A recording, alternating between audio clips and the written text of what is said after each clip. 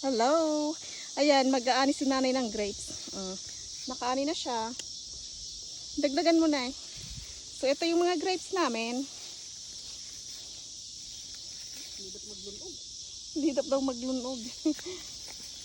So, ayan. Ang napakaraming bunga ng grapes.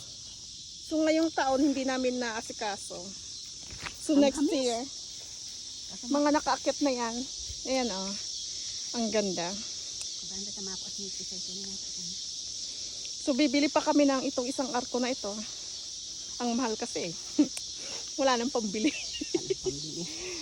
Wala nang pambili. Ubos ng bibili ka ng mga... Ayan, nag-i-enjoy si nanay. Nagsasawa na si nanay sa grapes. Bakit kaya nagkakang matay-matay ito na yun? Ano na ipatapos na nay? Ay, Hindi, talagang patay. patay daw. May patay. Ayan, oh, ang gaganda. Patang sabi mo nga, talagang pag tumatanda na, pasensya na. Huwag nang magagalit. Ganun talaga. Yan ang buhay ng tao. Ayun, napakarami, oh. Tingnan nyo yan. Kung andito lang sana kayo, ah. Mga bata dyan sa Gabon, oh. Libre ko yung mamuha. Libre. Yung peras, yung apple. Ang pira, naghihinog na. Naghihinog na na. Ay, tama yan, mag-harvest tayo. Meron naman tayong pang-content. Dilaw na. So, yan. Ayan, nagkukumpulan sila dahil hindi namin naayos. Ito yung ang dami dito. Ang dami oh, mga mga pala, oh. ano siya, oh, tawag nito, yung madawag or ayun, paano ba yan natin makuha yung nandun, mga hinog. Ang grapes. Ay, ayan yung tipakling ng... Pag nagtusok pala ito, puputulin sila katusok na. Ayan. Basta mapataas naman yan eh. Alin na Ito, yung natusok yan dyan eh. Pag abot lang dyan, tusok na yan. Puputulin ko nga, paano yan. Ay, kaya parang pumasok. Kaya madali yung paramihin.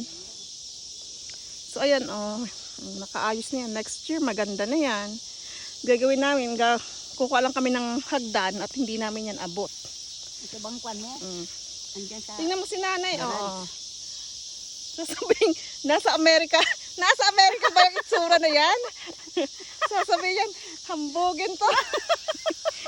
Bako nga sa Amerika, sa Bicol lang yan. Nasa Bicol yan, nasa Gabon. Bibili man ngayon nasa Amerika, ganyan para ng yagit. Para uba. Nakakatuwa. Yagit sinabain. Yung una, yung peras na napakaraming bunga. Ito naman yung grapes. Naputol sa sobrang bunga niya. Nabubuhay ulit yan sa pagdating ng panahon. Nabubuhay yan eh. Di kasi marunong yung may-ari ito kung bakit sinaluhali eh. Kaya, ang ganda oh, kakatuwa. Hindi na pati ako bumibili ng grapes. Kung sa bagay naman yan nini, pag nagapang siya, nahulog man ang bunga niya eh.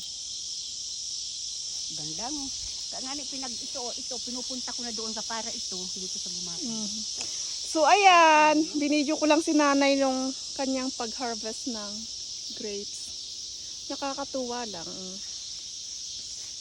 Sukat akala mo ba naman na ang inaani ko lang noon, bayabas, santol, yung mga nahulog na manggang kalabaw. Kahit green yan, hinog na. Eto, nakikita ko lang ito noon sa palengke. Ngayon, eto, ayan, nasa harap namin. Hindi namin maubos. Ang ganda. Ang ganda-ganda. So, ayan, tapos na si nanay mag-ani. Magtanim pati. Magtanim pati si nanay. Ay, Sige, namasan ko dyan oh. Donya Bebang talaga. Okay, pasalamat ka na eh. Thank you sa inyong mga nanonood. So, yung kamo, subaybayan ka kamo na. Lagi nyo kaming subaybayan. 2,000 na tayo. Ewan kung bakit naging 2,000 yun. Okay, salamat po. Bye-bye. Bye-bye.